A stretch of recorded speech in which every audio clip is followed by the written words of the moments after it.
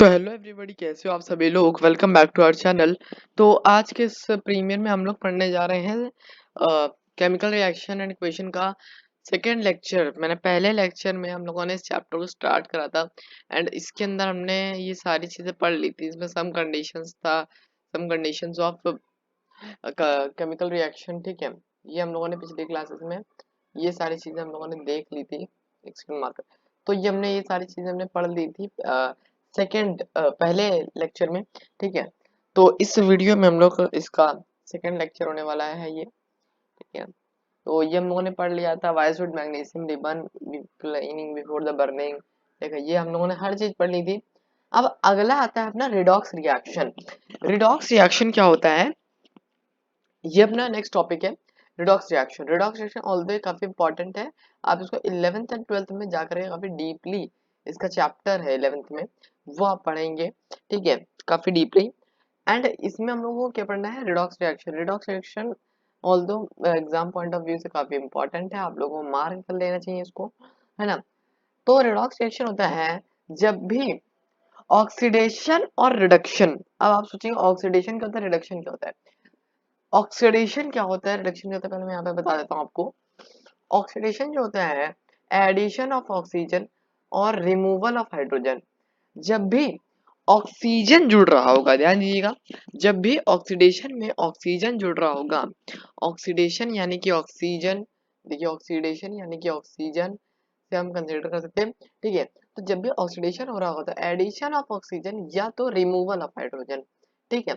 और रिडक्शन हो रहा होगा जब भी रिड्यूस हो रहा होगा, तो रिड्यूस हो रहा होगा यानी कि क्या रिड्यूस हो रहा होगा, ऑक्सीजन रिड्यूस हो रहा होगा, तो उसमें क्या ऐड हो रहा होगा, हाइड्रोजन ऐड हो रहा होगा। तो वही हो जाएगा addition of hydrogen and removal of oxygen, known as reduction. दोनों ही बहुत इंपॉर्टेंट है, एग्जाम में इन दोनों का डिफरेंस काफी बार पूछ लिया जाता है, ठीक है। एग्जाम में आ जाता है लिखने को। तो ये 3 पॉइंट आप बेसिकली, ये जो 3 पॉइंट है आप लिख सकते हैं एग्जाम में, ठीक है। बहुत अच्छे नंबर इसके मिल जाएंगे इसमें, ठीक है। Generally occur in a reducing agent, reducing agent हम नेक्स्ट चैप्टर पढ़ेंगे। तो ये जो होता है जनरली किसमें होता है, रिड्यूसिंग एजेंट में हमेशा ऑक्सीडेशन होता है, और generally occur in the oxidizing agent, oxidizing agent में हमेशा रिडक्शन होता है। ये पॉइंट बहुत इंपॉर्टेंट है बोर्ड के पॉइंट ऑफ व्यू से। हमेशा से ये पॉइंट इंपॉर्टेंट रहा है कि ऑक्सीडेशन जब भी हमारा हो रहा होता है तो वो किस में होता है, वो हमेशा रेड्यूसिंग एजेंट के प्रेजेंस में हो रहा है, जनरली अगर इन रेड्यूसिंग एजेंट, ठीक है। और रिडक्शन जो हो रहा होगा वो अपने किस में हो रहा होगा, ऑक्सीडाइजिंग एजेंट के प्रेजेंस में हो रहा होगा। एग्जाम्पल देख लीजिए यहाँ पे Mg + O2, तो O2 यानी कि ऑक्सीडेशन का हो रहा है, ठीक है। O2 यानी कि ऑक्सीजन जुड़ रहा है, तो यहाँ क्या हुआ, MgO बना लिया। ऐसे ही यहाँ पर CuO था, अब यहाँ क्या हुआ, जो O था इसका क्या होगा, रिडक्शन हो गया, ठीक है।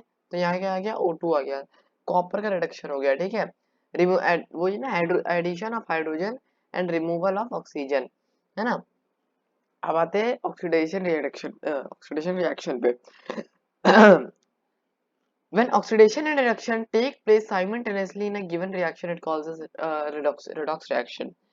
रिडॉक्स रिएक्शन क्या होती है, जब भी हमारा ऑक्सीडेशन और रिडक्शन दोनों ही साइमल्टेनियसली हो रहा होगा, तो हमारा क्या होगा, रिडॉक्स रिएक्शन हो रही होगी।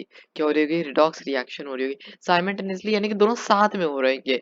मतलब एक साइड से आप मान लीजिए इधर से आपका इधर से मान लीजिए आपका ऑक्सीडेशन भी हो रहा है प्लस रिडक्शन भी हो रहा है, ठीक है।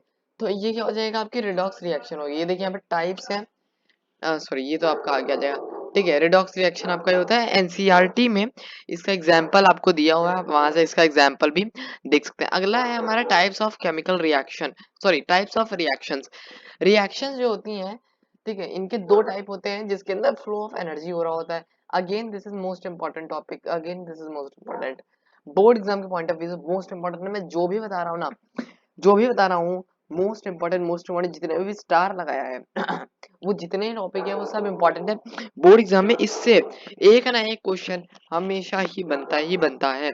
अगला है एक्सोथर्मिक और एंडोथर्मिक। एक्सोथर्मिक रिएक्शन कौन सी रिएक्शन होती है, ये थोड़ा सा क्लियर नहीं होगा, मैं आपको बता दे रहा हूँ, आप लोग इसको थोड़ा सा लिख लीजिएगा, ठीक है।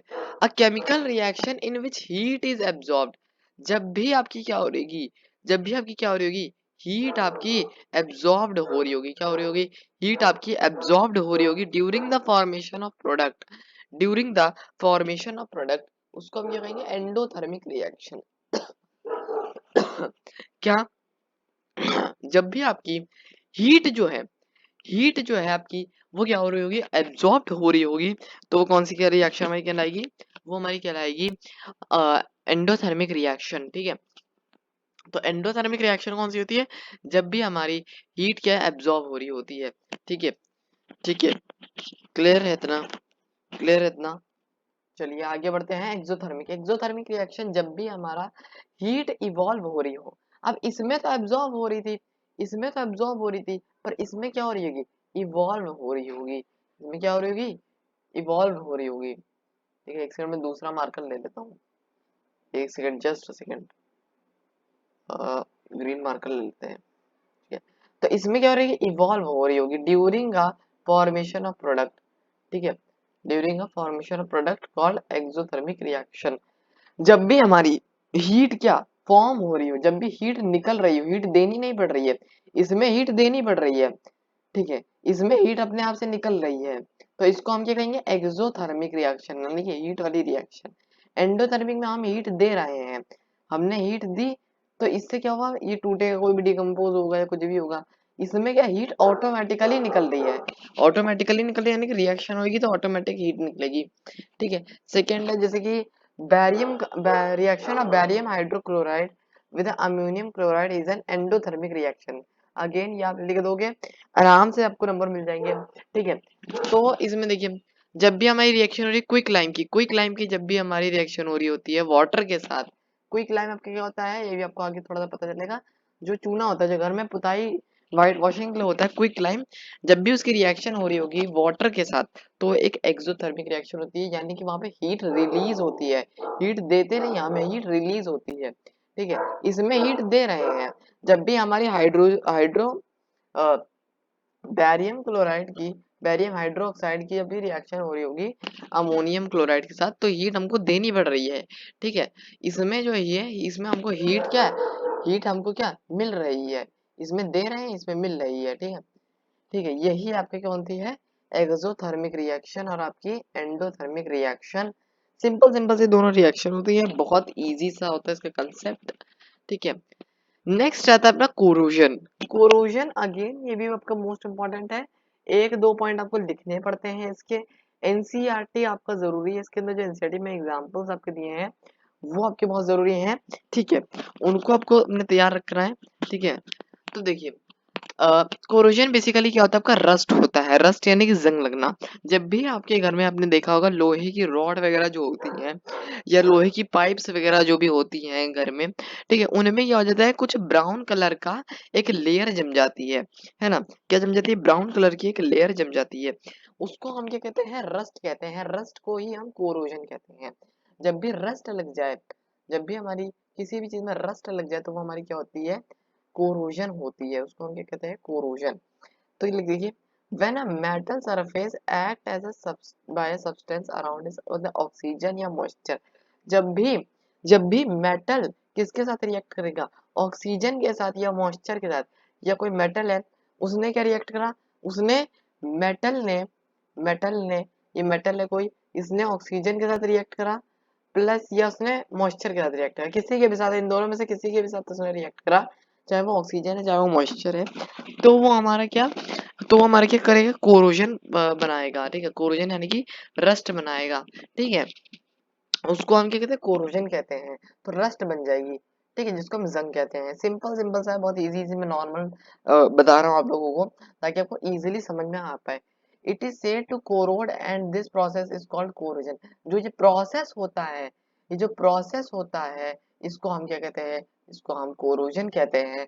Again this is most important, again this is most important, okay, again this is most important. ठीक है, ठीक है, ठीक है, ये मोस्ट इम्पॉर्टेंट है। उसको हम क्या कहते हैं, इस प्रोसेस को हम कोरोजन कहते हैं। थोड़ा सा साफ कर देता हूँ मैं।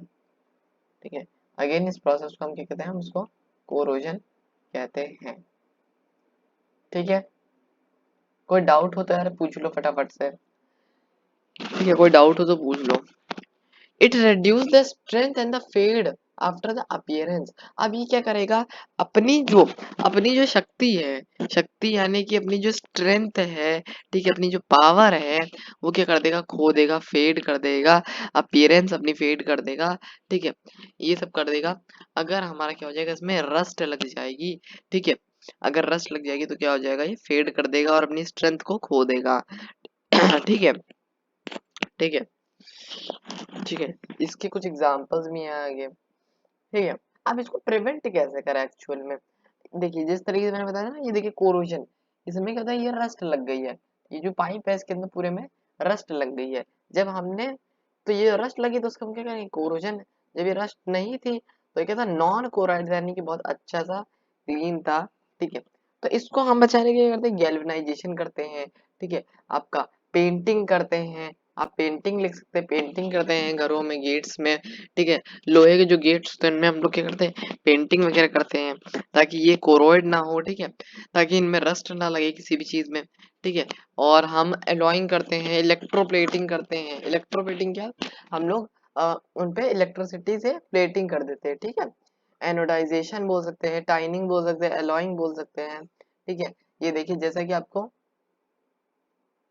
सॉरी सॉरी, ये आपको जैसे कि दिखाया है ना इसमें, देखिए यहाँ पर आपको क्या हो रहा है, वाटर में गया था, ये रस्ट पकड़ लिया, रस्ट इन अ नेल, ठीक है। अभी जब ऑयल में गया तो बॉइल्ड वाटर में वो चला गया, ठीक है, इस टाइप से आप समझ रहे हो। थोड़ा सा ड्राई एयर में जाए तो एडोनस CaCl2 का बन गया, ठीक है, CaCl2 ये देखिए बन गया, ठीक है। अगेन ये भी आपका काफी इम्पोर्टेंट है, ठीक है, ठीक है। कोई डाउट हो तो आप लोग पूछ सकते हो मेरे से, कोई डाउट हो अगर आपसे पूछ सकते हो मेरे से। अगला है अपना रैंसिडिटी। रैंसिडिटी अगेन अपना मोस्ट इंपॉर्टेंट है, ठीक है। अब रैंसिडिटी आपका किसमें होता है, आपका रैंसिडिटी होता है चिप्स के पैकेट्स में, चिप्स के पैकेट्स, कुरकुरे के पैकेट्स, बिस्किट्स में। आपने देखा होगा रैंसिडिटी क्या होता है बेसिकली, जब भी हम ऐसी कोई चीजें, खाने पीने की थोड़ा बहुत चीजें जो होती हैं, चिप्स कुरकुरे बिस्किट्स वगैरह होते हैं, उनको हम क्या करते हैं, उनको हम खुले में रख देते हैं, खुले में रख देते हैं, हवा लग जाती है ना। या जब भी बरसात होती है तो बरसात में क्या होता है, हमारी चीजों में हल्का सा टेस्ट अजीब सा हो जाता है, ओडर सी आने लगती है, ठीक है, थोड़ा सा खराब सा हो जाता है, ठीक है, टेस्ट चेंज हो जाता है। तो इसी को हम क्या कहते हैं, रैंसिडिटी कहते हैं। ये तो आपको समझ में आ गया होगा, बहुत इजी सा है। The taste and odour of food material containing fats and oil changes when they left expose with to air और लॉन्ग टाइम। जब देखा, जब भी हम लंबे समय के लिए लंबे समय के लिए किसी भी कंटेनिंग ऑयल या फैट, कोई भी ऐसी चीज को हम रख देते हैं जिसके अंदर ऑयल हो, चिप्स वगैरह के पैकेट्स होते हैं, कुरकुरे वगैरह के पैकेट्स होते हैं, ठीक है, इन सब के जो पैकेट्स होते हैं, इनको जब हम कहाँ रख देते हैं, ऐसे खुले में रख देते हैं, तो क्या हो जाता है, आपकी रैंसिडिटी हो जाती है, ठीक है, टेस्ट ओडर सा आने लगता है, टेस्ट बदल जाता है, ओडर मतलब स्मेल आने लगती है, ठीक है। तो due to cause of oxidation, oxidation इसमें हो रहा होता है, क्या हो रहा होता है, ऑक्सीडेशन हो रहा होता है, यानी कि ऑक्सीजन अपना जुड़ रहा होता है, ठीक है। तो इसकी वजह से इसमें क्या हो रहा है, फैट और ऑयल में ऑक्सीडेशन हो रहा होता है, ठीक है। तो इसको हम कैसे प्रिवेंट करेंगे, how to prevent this process, ठीक है, प्रिवेंट कैसे करें, एयर टाइट कंटेनर में रखेंगे, रेफ्रिजरेटर्स में रखेंगे, एंटी एंटी एंटीऑक्सीडाइड्स में रखेंगे, ठीक है, और हवा में रखने से रोकेंगे, लाइट लाइट में, ठीक है, रखेंगे, उससे रोकेंगे लाइट में रखने से, ठीक है, मॉइस्चर से रोकेंगे, ठीक है, इन सब चीजों से रोकेंगे। जैसे रेफ्रिजरेटर्स हो गया, ये देखिए रेफ्रिजरेटर्स हो गया, है ना, एयर टाइट कंटेनर हो गया, ठीक है। और बस इतना ही है। सो यार इतना ही था, ठीक है, काफी छोटा सा लेक्चर था मेरा, ठीक है, काफी कम समय में कोशिश करा है मैंने आपको अच्छे से समझ में आए, ठीक है। इसके जो नोट्स हैं आपको मिल जाएंगे, ठीक है। बाकी अगर आपको कोई भी डाउट हो, ठीक है, कोई भी क्वेरी हो, कोई भी चीज़ अगर आपको ना समझ में आई हो, तो आप मेरे से आराम से पूछ सकते हैं, ठीक है, ठीक है, आप मेरे से यहाँ पर पूछ सकते हैं काफ़ी आराम से, ठीक है। तो गाइज आज के इस चैप्टर में इतना ही था, ठीक है। नेक्स्ट वीडियो जल्दी आएगी, अपना नेक्स्ट प्रीमियर, अपना नेक्स्ट वीडियो आप कह सकते हैं, वो भी अपनी जल्दी आने वाली है, ठीक है। तो बस आज के लिए इतना ही। सो आपको कोई डाउट हो तो आप पूछ सकते हैं। Thanks for watching and bye bye.